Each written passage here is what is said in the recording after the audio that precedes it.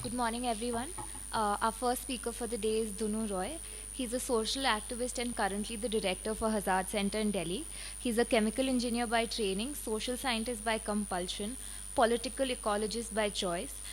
He's long known, respected voice in the development sector. He has worked for over 4 decades on issues pertaining to rural and urban scenarios, land and water management, secure settlements, safe work, environmental planning, leadership training, pollution control, poised on the delicate borderline between environment and development. We welcome you, sir.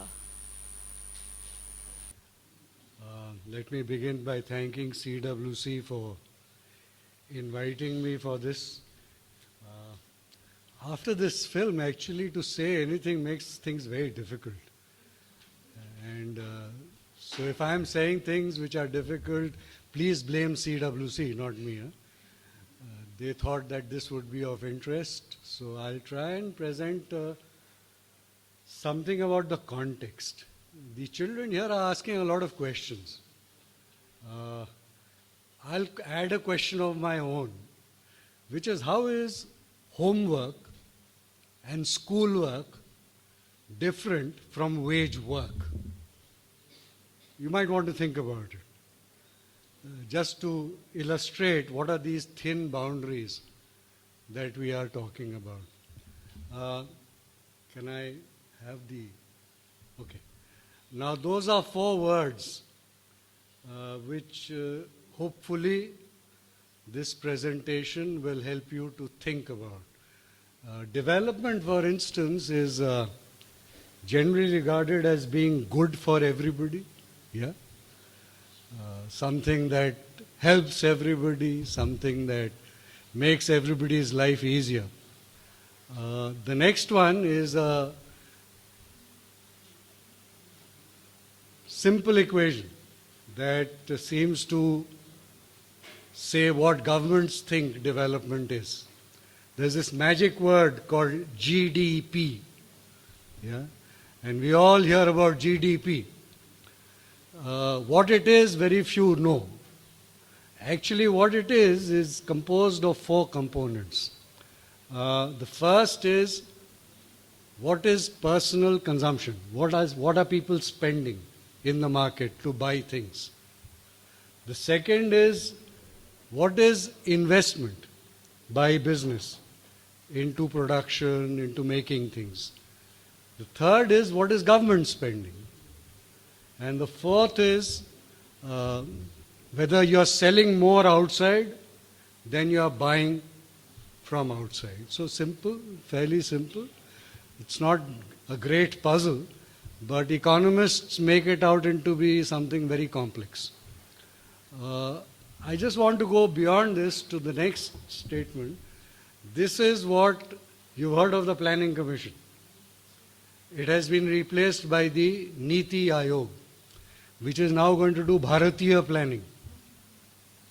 This is what they have to say. Please read it very carefully. As to who development is for, in the minds of our present set of planners. Is it for everybody? Or are planners saying something very clearly? I admit this is very selective. I have selected it from what they are saying. But sometimes it's necessary to be selective to find out what our government is really saying. Now the next one is a simple illustration. The blue line is our GDP growth, the number of crores of rupees this country is producing, and the red line is our population growth. Very often population is blamed for all our ills, too many children.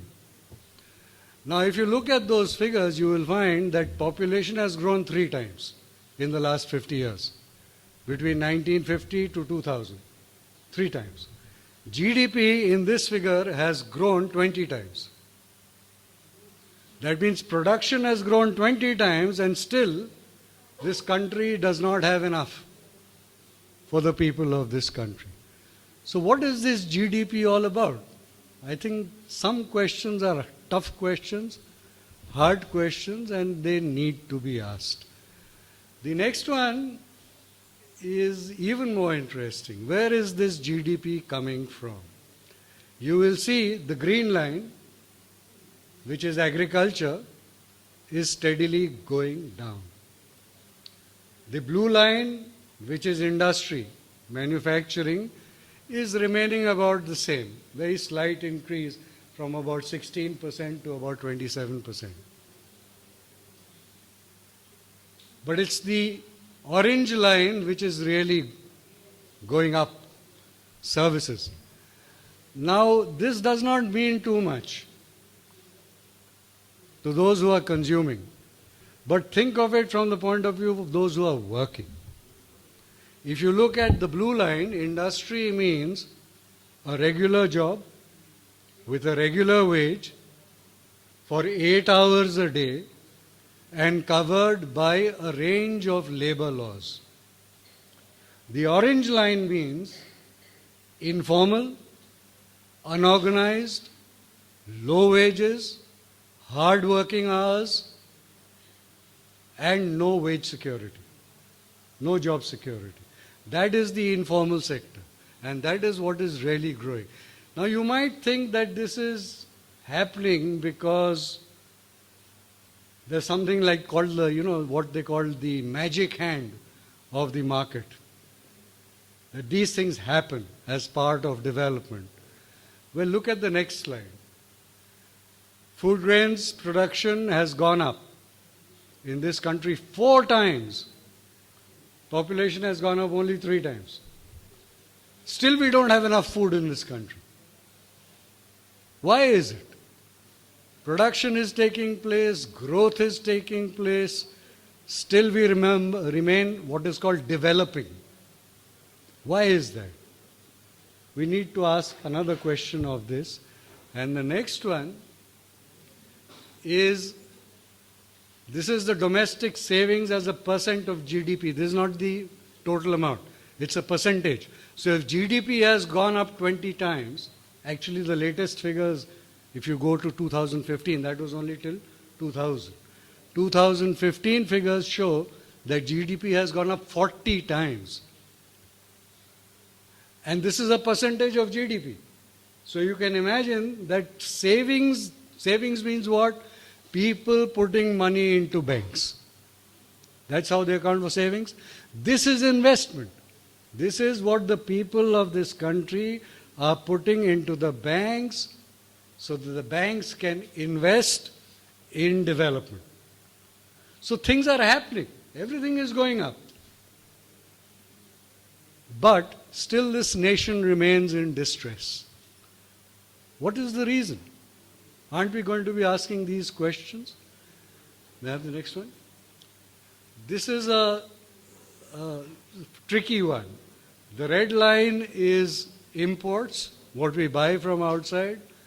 The blue line is exports. So we are buying more from outside than we are selling outside. So clearly, of all the money that we are generating in savings, there's a deliberate amount which is going out. So that explains somewhat where all our money is going. We claim to be free of colonialism, of imperialism, but conditions at the economic level have not changed very much. That's the next one. And this is the startling one.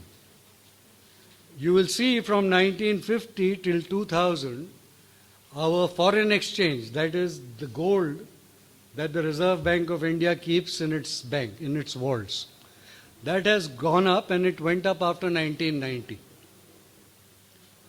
Started going up. So it means that we have converted a lot of our savings into gold, which is lying with the Reserve Bank of India. But look at what we are doing outside.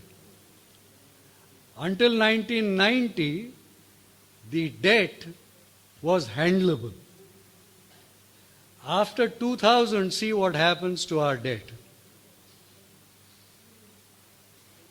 I mean, incredible. Why are we taking loans from outside? It has got something to do with development, something to do with our notion of development. Probably earlier you heard of world-class cities. Now you're hearing about smart cities. That's where debt is coming from. Because you want to be developed. May I have the next one? This is a little difficult. It's about inequality. It's measured by something called the Gini coefficient. The Gini coefficient measures the ratio between the top 10% and the bottom 10%.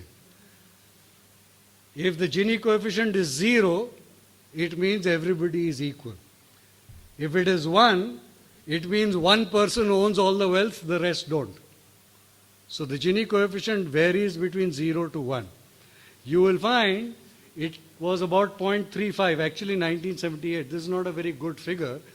It shows, if I had given you another figure, it would have shown you that the Gini coefficient came down to 0.3 in the mid-60s, and it stayed at about 0.3 until 1990s. Now it's shooting up. And it's touching 0.4 right now, which means essentially that the rich are getting richer and the poor are getting poorer. These are all economic data, and I think we should all be aware of this, because this is what underlies the creation of cheap labor. Let me give you the next. These are some quotations I give you. The first one is from the Reserve Bank of India. What does it say?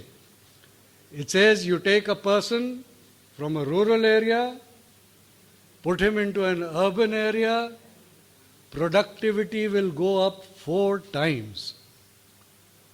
So for a nation, does it make sense from the point of productivity to keep people in rural areas or to keep people in urban areas? That will explain to you why agriculture is going down and why services is going up. 4 times, which essentially means that if in the rural area, the laborer was producing 100 rupees value, the moment you take the same laborer and bring him to an urban area, he'll produce 400 rupees value. That does not mean that he gets 400 rupees. It basically means that if he's getting 80 rupees in the rural area, he'll get 120 in the urban area. So that's the margin. And the Reserve Bank of India knows this very well, because the World Bank has already said that urbanization is a part of development. If you want development, if you want productivity, if you want values to rise, and if you want larger extraction out of that value, then urbanization has to be done. And by 2050, we are told that half of our population will be in the cities. And when it comes to the cities, then you have heard our Prime Minister. Instead of made in India, now he's saying make in India. What does make in India mean? It basically means come and invest here because you're going to get cheap labor here. Basically that productivity will be 4 times and you can extract 1/4, you can give 1/4 to the worker and 3/4 you can keep for yourself.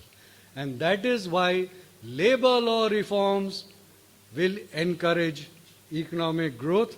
This is by the Confederation of Indian Industry. So everybody is onto the bandwagon. They know what will happen if labor gets transferred. That's why labor is coming from Gulbarga to Bangalore. Why else? From Tumkur and all the other parts of rural Karnataka. This explains why migration is not an accident. Migration is because agriculture is no longer profitable because of government policies. Migration is explained by the fact that labor will become more productive in urban areas, and migration means that you can extract more money out of the worker. And 4 times is only for the adult laborer. For the child laborer, You can make your own figures, what it means. May I have the next slide? And this is the demographic distribution that we are looking at. Please see where the people of India are. The working population is essentially between 15 to 29. That's the real working population. And what state policy is doing is pushing that 15 down. They want to tap the layers under 15 also, because that is where real productivity is going to lie. So please note that the future is there in these statistics. They explain what is happening in this country. And I think that will tell you something about literacy rates. This is not education. This is literacy. And we still are not at 3/4 literacy in this country. 25% are still illiterate. What does literacy mean? Literacy does not mean that you know how to read and write. Literacy means you know how to sign your name. So with these figures, you will have on the right-hand side 4 things that are happening. One is the Child Labor Act is being modified. We'll have a further discussion on that. You all know what that means. The second one is the Apprenticeship Act. I hope some of you have heard of that.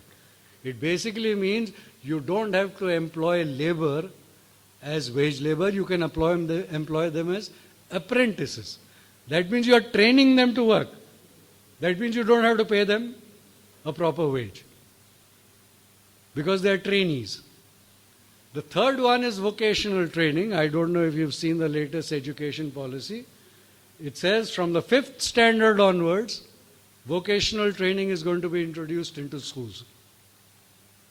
What does that mean?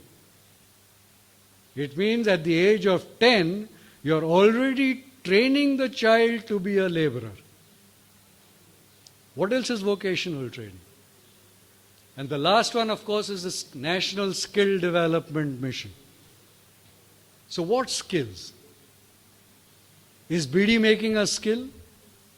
Is cooking a skill? Is washing utensils a skill? Is taking care of goats a skill? No. What is the skill? The skill is, can you repair mobiles? Can you operate computers? Can you get into BPOs? See, those are the kind of skills that are being propagated. And please remember, every one of these skills is in the informal services sector. So this nation is gearing itself up, basically to say that we must extract more from labor if we want to become a developed nation, which means that the rich are going to get much more richer before we can say we are developed, before we can compare with the United States of America, with the UK, with Europe, where of course the Greeks have just decided to step out. But that's another matter. The point is that this dream of development embodies all these things. And so I come to my last slide. And I ask the question, is it possible to deal with child labor without engaging with what the state and what the elites of this country are planning for this country? And mind you, the implicit part of this development paradigm is rescue and return. Prostitutes, you've got to rescue them and return them. Return them to what? Informal sector,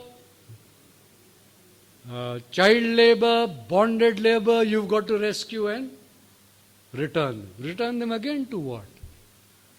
So these rescue and return, we are rescuing people from agriculture and rural areas and returning them to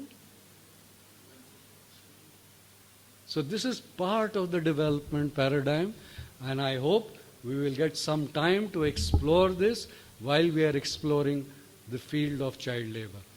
I hope this has not been too difficult. I've tried to explain this esoteric science called economics in something simpler, something easier to understand, so that next time we have a very eminent economist nowadays as the head of the Niti Aayog. And his schooling was in the Asian Development Bank. So you will know what this country is facing in the future. Thank you. Thank you very much. You stay here. You stay here.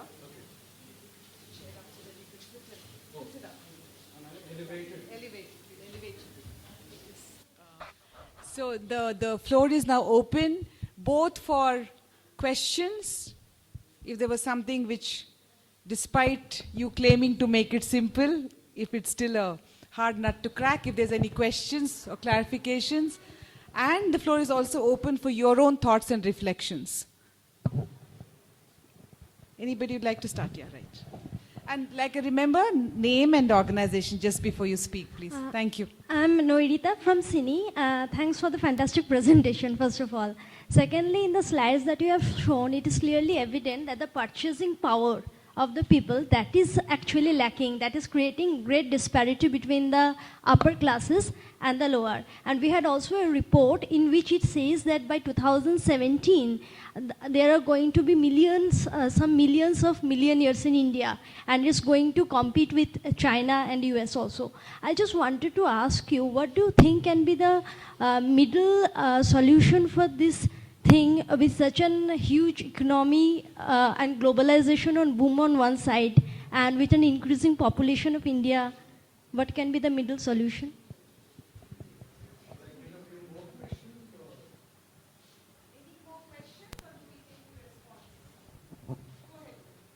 Okay. As these figures clearly indicate, there's enough being produced in this country for everybody. It just doesn't get to everybody. That's the basic point. Until and unless production is accompanied by distribution, it's not going to work. Now I'll give you one simple example of distribution. The public distribution system, the rations. As you all know, ration cards are being gradually taken away. But just look at the logic of the ration card. I hope all of you know where the logic comes from. It comes from World War II. Yes. It comes from World War II because when they were recruiting army for fighting World War II, we were still a colony.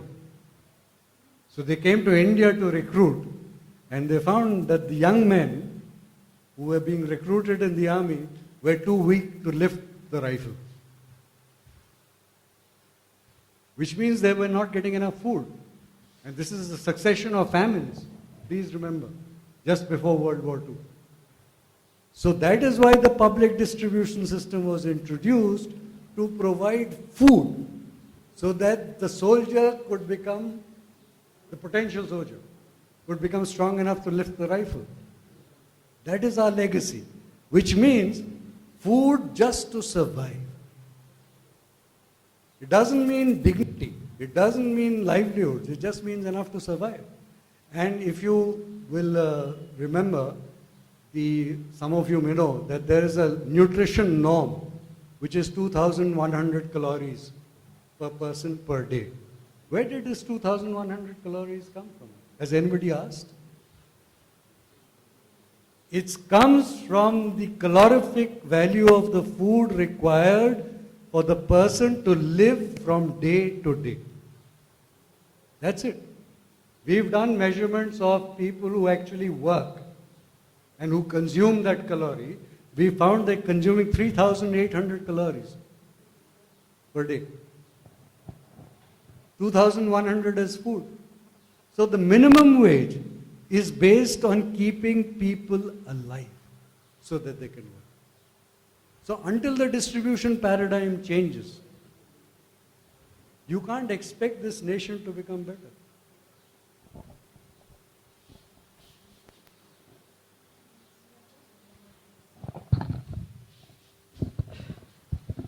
I'm Anita from Open Space in Bangalore.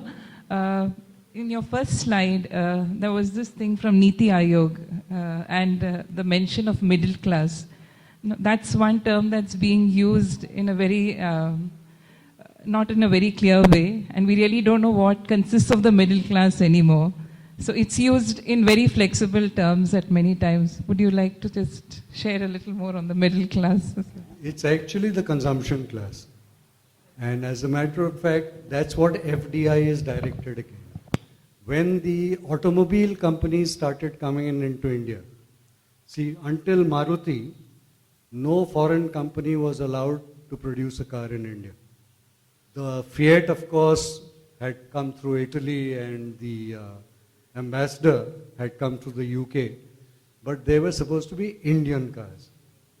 When the market opens up, all the multinational corporations start doing calculations as to how many cars you can sell, how many Frigidaires, how many mobiles, and so on can be sold. Which means you have to identify which is the potential consuming class. That is the middle class. And the initial figures they had was 20% of the Indian population, which meant at that time 200 million people. 200 million people is bigger than the European market. So it's a huge market they were aiming at. Actually, the 200 million target has never been achieved. It's still at the 120 million, 110 million level. But even 110 million level, it means so many cars can be sold. So that's your consuming class. That's what is aggressive. It is their needs that have to be addressed.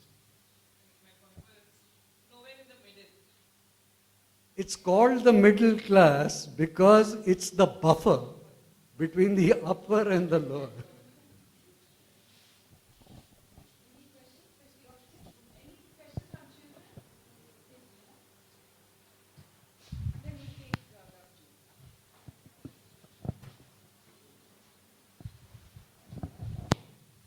என்னுடைய பேர் மாரியப்பன். நான் விடியல் குழந்தை உரிமை இயக்கத்திலிருந்து வரேன். எனக்கு ஒரு கேள்வி இருக்குது. என்னென்னா, நீங்கள் இந்த கம்பெனிஸோட ஸ்டேட்டஸில் ரொம்ப அழகாக போட்டிருந்தீங்க. இறக்குமதி ஏற்றுமதி அதை பற்றி ரொம்ப அழகாக சொல்லியிருந்தீங்க. அதுக்கு உங்க வாழ்த்துக்கள். அந்த ஏற்றுமதி இறக்குமதி அந்த கம்பெனி பன்னாட்டுன்னு உங்களோட கம்பெனி வர வர நம்ம இந்தியாவோட பண மதிப்பு குறைஞ்சிக்கிட்டே இருக்குது. குறிப்பாக நீங்கள் சொன்ன விஷயங்கள் நிறைய விஷயங்கள் நான் எக்கனாமிக் ஸ்டூடெண்ட் தான் ரொம்ப யூஸ்ஃபுல்லாக அங்கே இருந்துச்சு. உங்களுடைய படைப்புகளும் சரி, அந்த ரேஞ்ச் ஆஃப் எப்படி பிரிச்சிருந்தீங்க கரெக்டாக, அது கூட ரொம்ப நல்லா இருந்துச்சு. இதுக்கும் குழந்தை தொழிலாளர் நீங்கள் கொண்டு வந்த ஒரு கோர்வை ஜாயின் பண்ணீங்க. இந்த மல்டிநேஷனல் கம்பெனி உள்ள வர வர வர நம்ம மக்களுக்கு வேலை அந்த வேலை கிடைக்கிற வாய்ப்பு ரொம்ப ரொம்ப கம்மியாகுது. இதனால் குழந்தை தொழிலாளர் அதிகமாகறாங்களா அப்படின்ற ஒரு கேள்வி எனக்கு எழும்புது.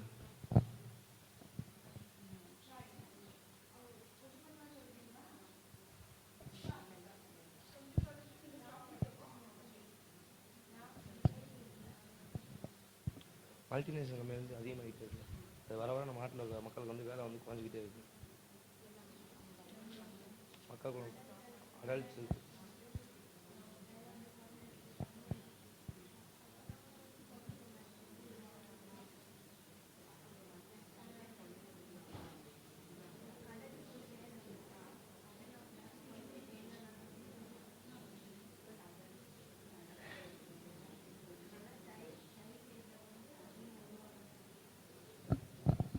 basically he's asking, because all these multinational companies are coming into India and because adults itself in this country don't have work to do, will they actually allow child labor to continue in India because the adults itself don't have work? So will there really be an opportunity for children to work as well in these multinational companies when they come in? That's a difficult question, very tough one to answer.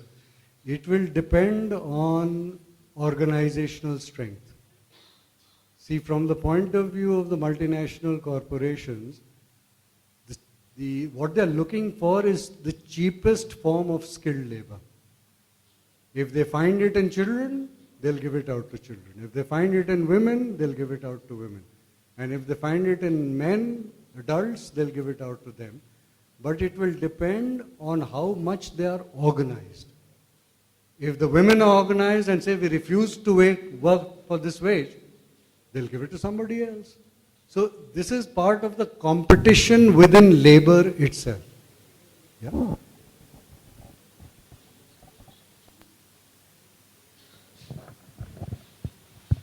My name is Gautaman. I'm from the Alternative Law Forum. My question is to everybody, in fact, not specifically to you, which is that to kind of see the film and then your presentation together, and the kind of the question that arises is that on the one hand we are saying that children are clearly, at least in the movie, making a distinction between some kind of work and some other kind of work or labor.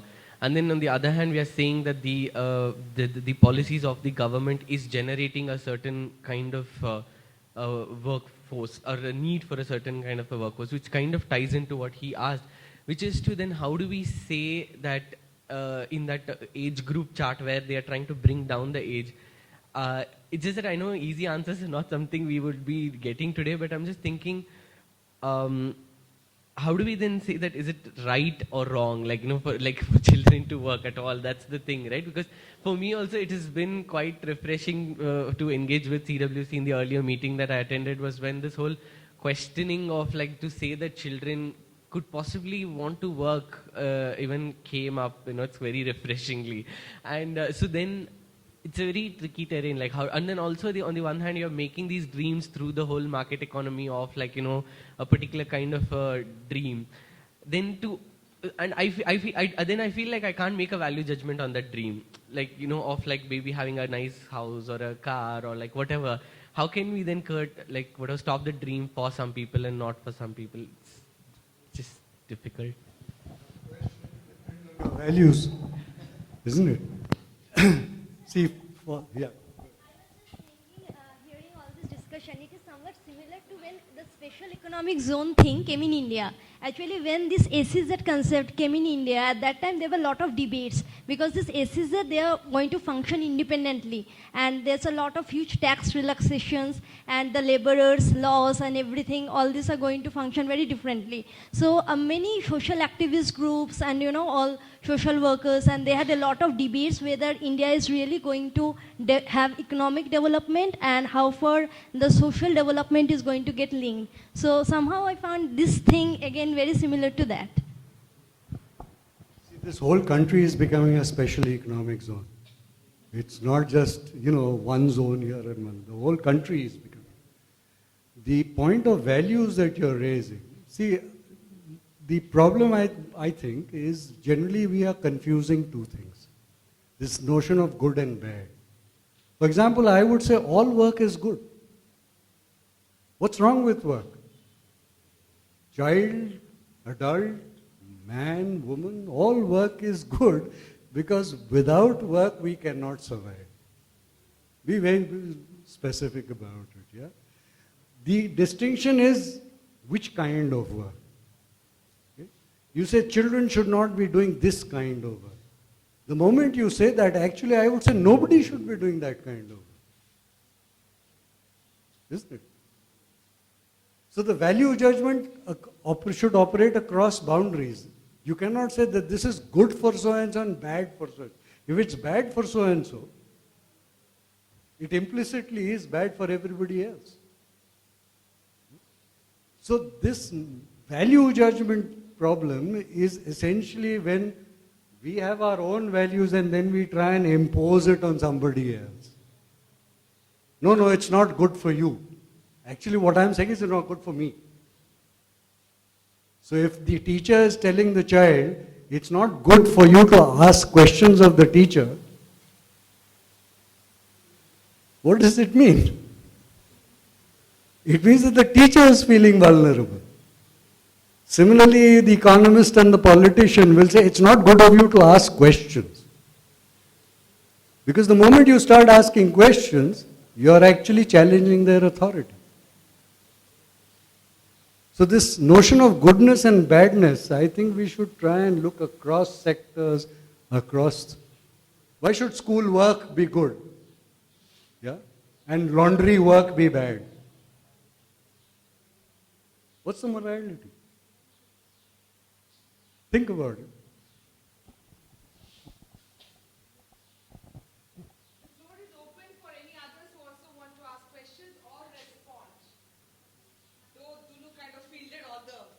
questions, but if there are no other, yes, please.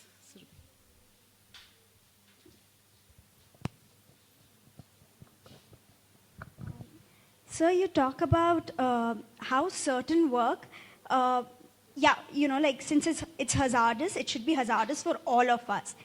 But sir, I wanted to ask you, is capability also a factor which you take into consideration when you make such analysis? And if you do take capability as a factor, then wouldn't this perception entirely change based depending upon whether the person can assert and again capability, the you know, the mechanism of organizing, the will to organize, the possibility that they could organize themselves. Say in a utopic society, like in a society which should exist, possibly, where all workers are in a way organized, right? The question will not, the question of organization will not be a question which basically an employer would be looking like. It's not going to be a consideration in the mind of the employer that the person is he you know, organized or not, because organization is something which in itself is a necessity. So now when you're looking at child labor from this perspective, organized child labor or organized child work, as I would like to call it, organized child work where the children are claiming that they're capable of doing that work, would actually be in itself a sort of work you could look forward to. As long as it's safe work. Yes, You know, you take certain trades which are notorious in some senses. You take carpet weaving. You need nimble fingers. It's a simple thing. Who has nimble fingers?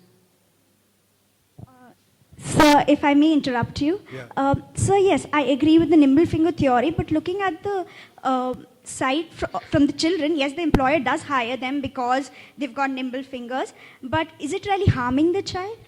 Working in a manner like that? Working in a well-lit room with proper conditions where they can make their demands for these things, is it hurting them? See, that is where now you're distinguishing between safe work and unsafe work.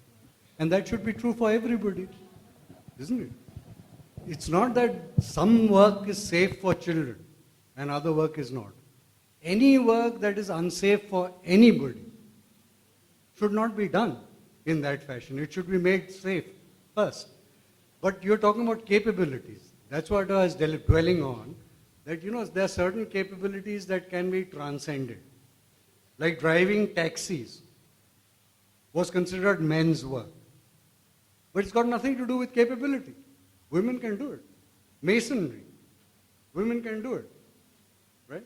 But there are certain tasks which require dexterity, which require experience, which require knowledge of a particular kind. And therefore they can be done only by those people who have that. If they don't have it, they can't do it. But the point, which is an extension of yours, make it safe. Yeah? That's what organization is about. So another question, it's just a follow-up of the same. So then when we look at the categorization of hazardous work, we as a category just put industries under it, rather than talking about the conditions that should exist in the said industry to make it a safe vocation or a profession or an occupation to have. So would you agree with this viewpoint? No. As a matter of fact, all industry is not categorized as hazardous. Even in industries, there's a categorization. And there's a section called Section H, which is hazardous industries. See, hazardous is defined by what it does to the air, water, soil, etc. within the factory. Within the factory, right? And consequently, for all hazardous industry, the law is very clear that either you make it safe or you shut it down. It's very clear. But then what would you do? For example, let me give you a very simple example. Tanning is supposed to be a hazardous industry. Why is it? It's because the shoes that many of us wear, the leather shoes, have to shine. If that was not a consumer preference, you did not require shoes that had to be shined, Okay, then you wouldn't have to put chromium into the leather. Leather tanning would not be hazardous. It's as simple as that. But it's consumerism driven by the market that is saying, no, we must have shining shoes.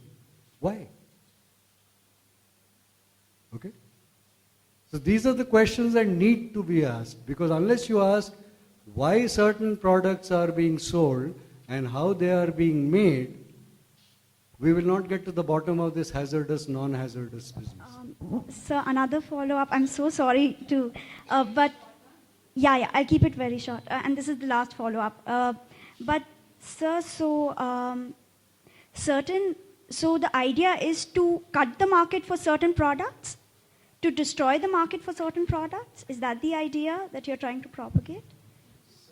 Certain products should not be there on the market at all. Cigarettes. Okay? Why should they be there on the market? So, there are clearly products which are hazardous. And there are equally products which can be made safe. Like, for example, sewing. Sewing is hazardous for those with clumsy fingers. Okay? But you can make it safer. And if you remember, there used to be something called the thimble, which has now disappeared. But it made sewing simpler and safer.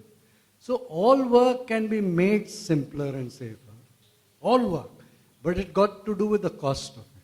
And that's where the whole issue of production and extraction comes in. If you want to extract more out of production, you will not invest in safety. Okay?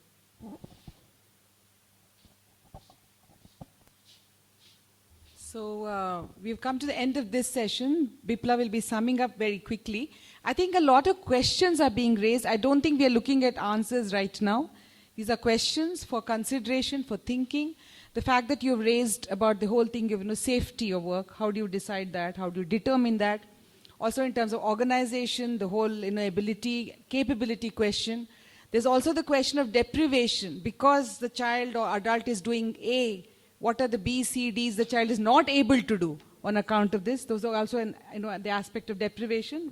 These are issues we will keep flagging, and some of it we'll probably take up in more detail at the group discussion. Our next